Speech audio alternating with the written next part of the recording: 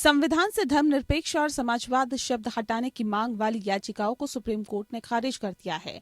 Chief justice Sanjeev Khanna और justice Sanjay Kumar की खंडपीठ ने कहा कि संसद की संशोधन शक्ति प्रस्तावना तक भी फैली हुई है। प्रस्तावना को अपनाने की तिथि संसद की प्रस्तावना में संशोधन करने की शक्ति को सीमित नहीं करती है। इस आधार पर बैकडेट से लागू करने के तर्क को खारिज कर दिया गया। सीजेआई खन्ना ने कहा कि फैसले में कहा गया कि इतने सालों बाद प्रक्रिया रद्द नहीं की जा सकती। फैसले में ये भी बताया गया कि समाजवाद और धर्मनिरपेक्षता का क्या मतलब है। ये याचिकाएं पूर्व राज्यसभा सांसद सुब्रमण्यम स्वामी, अधिवक्ता विष्णु शंकर जैन और अन्य के द्वारा दायर की गई थी। गौरतलब है कि साल 1976 में पारित हुए संविधान संशोधन के तहत धर्मनिरपेक्ष और समाजवाद जैसे शब्दों को जोड़ा गया था। याचिका को खारिज करते हुए प्रधान न्यायाधीश ने कहा कि इस याचिका पर विस्तार से सुनवाई करने की जरूरत नहीं है।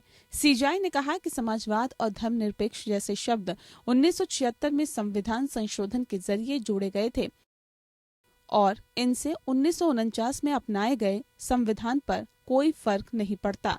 1976 में इंदिरा गांधी सरकार ने 42वें संवैधानिक संशोधन करके संविधान की प्रस्तावना में समाजवादी, धर्मनिरपेक्ष और अखंडता शब्द शामिल किए थे। इस संशोधन के बाद प्रस्तावना में भारत का स्वरूप संप्रभु लोकतांत्रिक गणराज्य से बदलकर संप्रभु समाजवादी धर्मनिरपेक्ष लोकतांत्रिक गणराज्य हो गया था।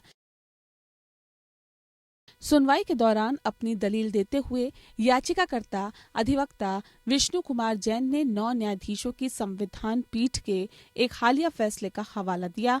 उन्होंने संविधान के अनुच्छेद 39B पर 9 जजों की पीठ के फैसले का जिक्र करते हुए कहा कि उस फैसले में शीर्ष कोर्ट ने समाजवादी शब्द की उस व्याख्या पर असहमति जताई जिसे शीर्ष अदालत के पूर्व न्यायाधीश न्यायमूर्ति VR कृष्णा अय्यर और ओ चिन्नप्पा रेड्डी ने प्रतिपादित किया था। इस पर सीजेआई खन्ना ने कहा कि भारतीय संदर्भ में हम समझते हैं कि भारत में समाजवाद अन्य देशों से बहुत अलग है।